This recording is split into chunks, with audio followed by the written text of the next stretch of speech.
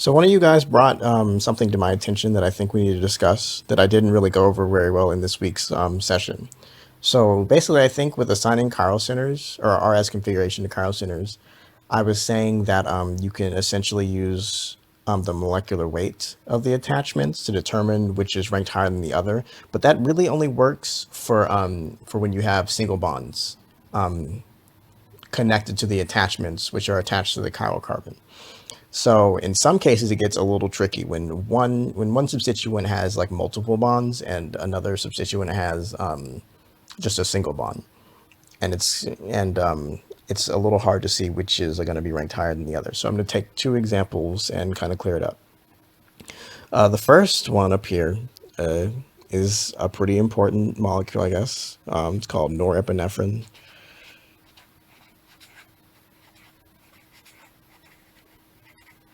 I think it's one of the what is it, like four neurotransmitters that regulates brain function, if you're into that sort of medical biological thing. So look out for it. You'll probably see it again. I think it's like an analog of epinephrine, which is adrenaline, responsible for that whatever, like fight or flight response and all that other stuff when you're in like a really stressful situation or really exciting situation or whatever. But anyway, that's not what's important. So we're going to look at the chiral carbon here. The only chiral carbon in this molecule is right here. You can see it's the only thing that's sp3 hybridized besides the oxygens, but they're not really significant when it comes to chirality. And so now we're going to try and assign RS configuration to this chiral carbon. So obviously up here, I don't know if you can tell, but this is a hydroxyl group. That gets number one, right? Because there's nothing of higher molecular weight attached here, or higher atomic number attached here. And so obviously the hydrogen gets 4. And then now we're stuck ranking between this carbon and this carbon, or these attachments, to determine which one is 2 and which one's 3. So we go out and we see that we have a carbon which is effectively attached to 3 carbons. That counts as 1. This bond counts as 2. And then this double bond counts as like another carbon. So it's attached to 3 carbons. When we go out to this carbon, we see it's attached to the 2 hydrogens. So we might think that this is the number 3 group, right? And this one gets priority, but we go further out again and we see that it's attached to a nitrogen, which has the higher atomic number of 7, as opposed to each of these carbons having 6. So even though if you took each carbon atom and added up the weights, and you're like, oh, but this is like 36 AMU and this is only 14 AMU, this nitrogen. And even if you add the hydrogens in, it's only like 16 AMU.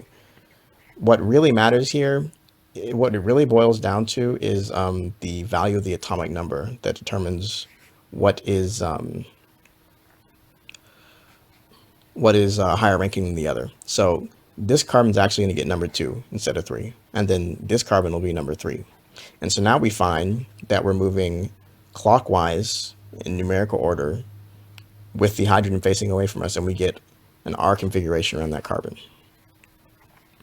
So that may have been a little confusing. So I have another example that was also brought to me by one of you that might help illustrate this a little better.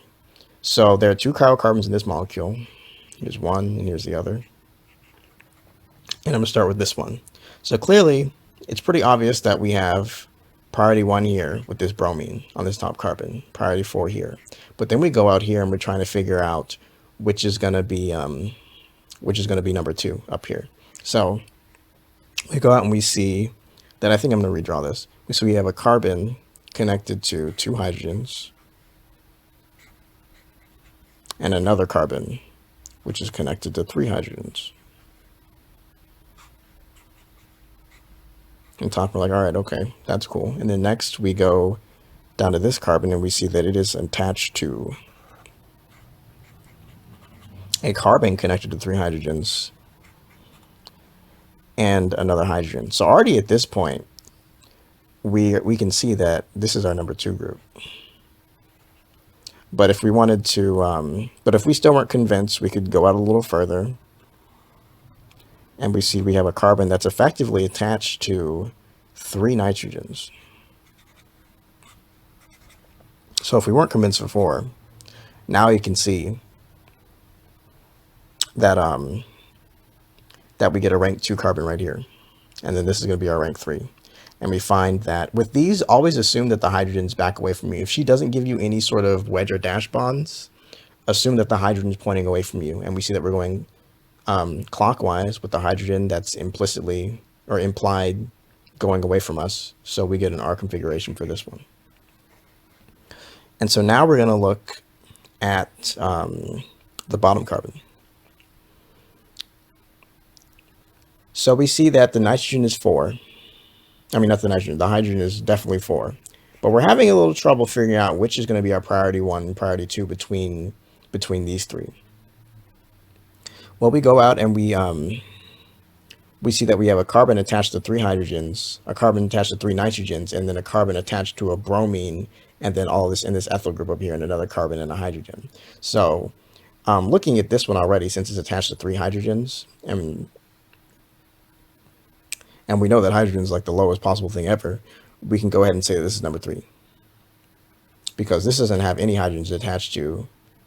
This doesn't even have hydrogens that it's attached to. This only has 1 hydrogen that's attached to, and that has all the hydrogens. So it's number 3, and here's number 4.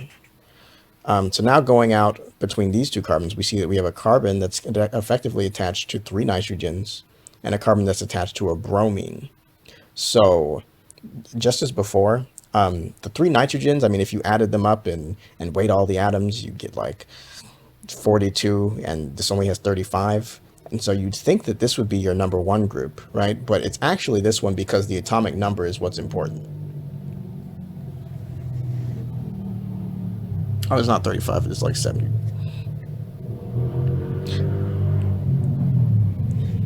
Yeah, sorry, the atomic weight of this is like 75.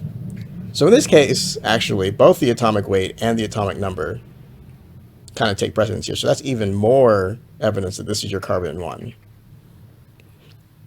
And then that would make your carbon 2. And so now we have 1, 2, 3, and we find that we are going clockwise with this hydrogen that's implied pointing away from us, and we also get our configuration. All right, so hopefully this helps you on the exam if she throws you a sort of curveball. Hopefully you've seen something like this before, because none of the ones in the worksheet were really this ambiguous. And I hope this helped and wasn't too confusing. So good luck, happy studying.